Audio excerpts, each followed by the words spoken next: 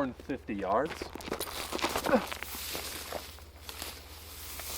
Camera rolling, and action. How are we doing, people? It's been a minute, but I got some awesome shit planned. Unless you don't like me, then it's just run-of-the-mill shit. Where that comes from? Apparently they used to also say run of the mine. This mustache took so much testosterone I got erectile dysfunction. I've been thinking long and hard, and I've decided I should just go ahead and be famous. Settle down and do something stable like YouTube.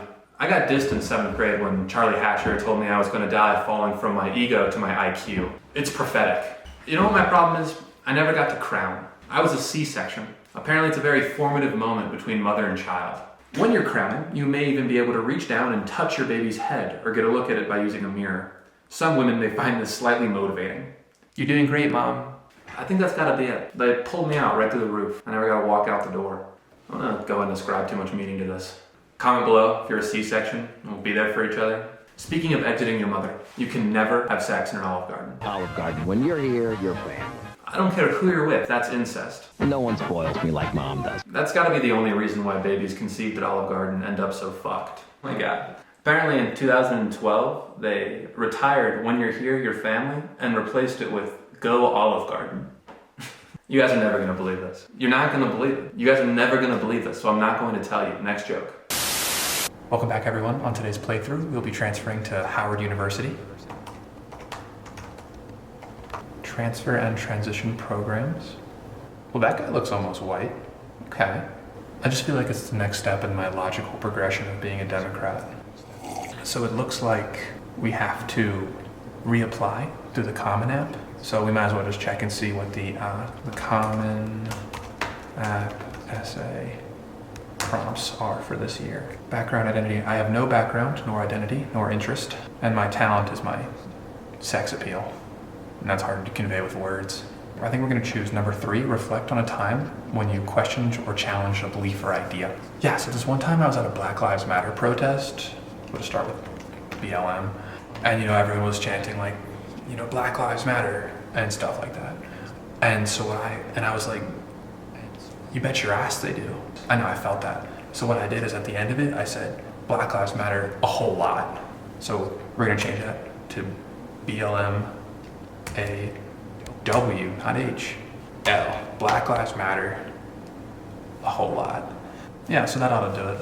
Oh no, they didn't have any in my neighborhood. No, the Housing Association wouldn't let that happen. Yeah, thank God. It's so loud. I just hope they vote Joe, right? Oh.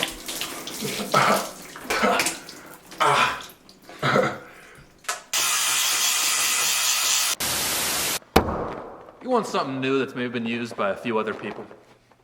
Look no farther.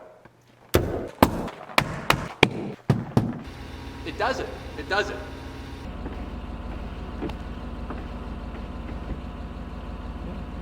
I mean, this has got to be plenty of room. Who wouldn't want a fucking Trouty? I'd put your kids in here, if I was driving them wherever. Really love one of them more than the others. You can just kind of lock them up. Yep. I mean, and even if you're doing a rolling stop, that'll catch them. Call me if you're interested. It's a family vehicle. No, I don't have one of those anymore.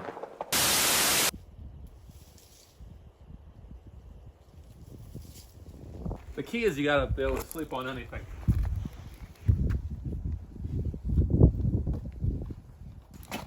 What helped with that is when your mother wouldn't let me sleep in the room with her. It's a driving motion.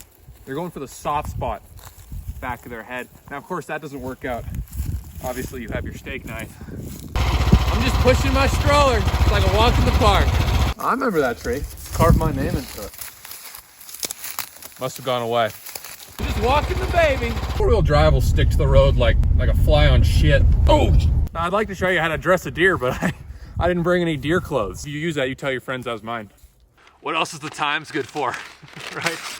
Nancy fucking Pelosi. Now, you don't tell your mother I taught you this one. It's pretty good, though. It's pretty good. First shot. Who needs the radio when you're here? The altar of the... Johnny Lindsay. At the altar of the... smoke cleared. Riding mountain with Spanish angels from the land. Oh, you need some help with that? It's the prostate, takes a minute. Oh, okay.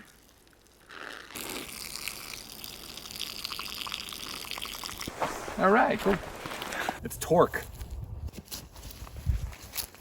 I mean, that'd probably kill a man. I cannot believe you. Why would you dishwash a cast iron skillet? I know you can't see me.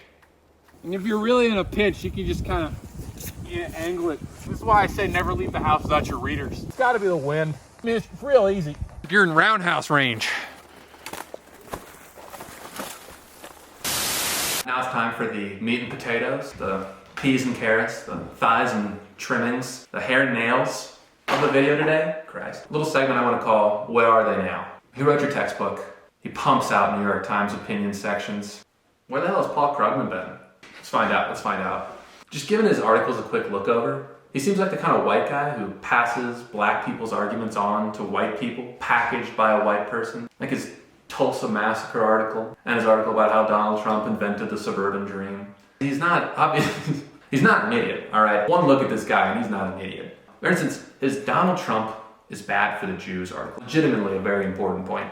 That oftentimes, sex of the Jewish electorate, funny, right? Sex of the Jewish electorate vote exclusively on their tax rate. And I think that's an important thing to address, especially within the Jewish community. Props to you, Paul, for that. You're the real Krug man. This is where Paul Krugman gets interesting. He has said that he has never made a false prediction in his entire life. So of course, if he changes his mind on something, no he didn't. His nickname for himself is Krugtron the Invincible, and he's never lost an argument. A quick gander at his scorecard here, we have Krugman versus Peter Schiff, Krugman versus Ron Paul, Krugman versus Robert Murphy, Neil Ferguson, Alan Meltzer, and a giant hive mind of gold bugs. That last one must have been tough. For an economist, he has a pretty public-private life. For instance, during the 2016 campaign, rumors were swirling that Paul Krugman's son was a staffer for Hillary Clinton. To dispel this, because he's an avowed Clinton hater, he had to come out publicly on the New York Times and say, "Only one problem. I don't have a son, or a daughter, either. And both of my cats assure me that they are not working for any campaign." I would highly recommend you guys go down Economist blogspot rabbit hole. I've just learned what the word wonkocrat means. I don't think this answers what Paul Krugman is up to now, but I just imagine him furiously typing away at like a Lenovo laptop, fingers sweating, with his own textbook stacked along. You know what? No, fuck it. The whole desk is made of this textbook, and his wife is just whispering in his ear like, incentives, progressive taxation. That's what I imagine. It is brick out. It is brick nipple. Now it's time for the it boy. I asked around, and the consensus is in. The sexiest sport is swimming. That's right. We're looking at Ryan Lochte. What defines me? Ryan Lochte. We should probably watch him swim. I can't remember what it's like. I was going up against Phelps.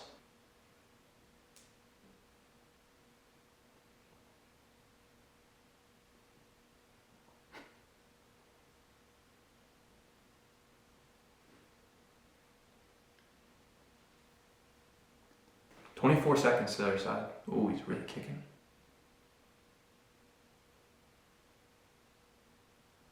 Lochte is automatically an interesting guy because, gets to spend half his life in almost no clothes. But he's got so much more depth than that. About 5 feet of depth on one side and about 10 feet of depth on the other. Slowly sloping down, 50 meters across. For instance, there was rumors that he was involved with the Australian swimmer Blair Evans. And instead of coming out and saying no, or even just ignoring it, he had his mom go to the press and say, "Ryan Lochte is far too busy for a girlfriend." He has a catchphrase. Ryan Lochte is a catchphrase.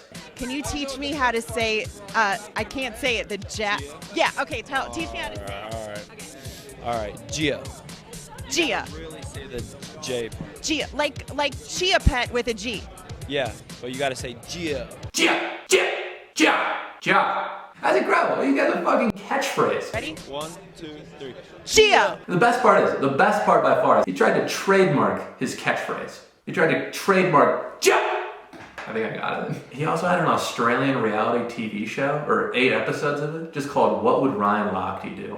And it looks pretty darn entertaining. What the hell would he do? He's got to go deposit some money. What does he do? Does he cover himself in water and sprint? Does he hold his breath? Do you think he holds his breath a lot just by habit? Is something he does? Like he just walks around and every like 30 seconds or so he just goes, just keeps going? I have no idea what he would do. But they milked it for 8 episodes of, I guess, him breathing every 30 seconds. If there's anyone in the world I would want to interview, it's Ryan fucking Lochte. What is on your cell phone screensaver?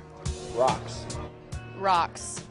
And what about Lochte-gate? I love a guy with a gate. I mean, it didn't turn out to be much, just like drunk dudes being weird, but holy shit. In 2016, Ryan Lochte slid into the DMs of a Playboy playmate, and they've been married for 3 years and have 2 children. And, he's got a nice family, blah, blah. It's always this. It's always the wife dressed up, and the husband looking like he's just finished dissolving Alka-Seltzer into his water for breakfast, for the heartburn. So my guess is Ryan Lochte is somewhere staring at a wall, slowly backing up and wondering why he can see more things on the side. Are you enjoying the sex symbol status that goes along with high-profile Olympic events? Yeah. I'd love to swim with that guy. I wonder if there's anything about Paul Krugman swimming. I don't know. Apparently the only thing he swims is against the tide of history. Whether it's life or there's swimming, always do your best. Thank you guys very much for watching. It is good to be back. It's nice to just stare blankly into a lens again. Hopefully you'll be seeing more of my face. Hopefully I'll be seeing more of my face. I've recently gotten back into mirrors. So we'll see where this takes us, right? And as always. Fuck you, Andrew. Fuck you, Andrew. Fuck you, Andrew. Fuck you. Fuck you, Andrew. Fuck you, Andrew. Fuck you, Andrew. Fuck you, Andrew. Fuck you, Andrew.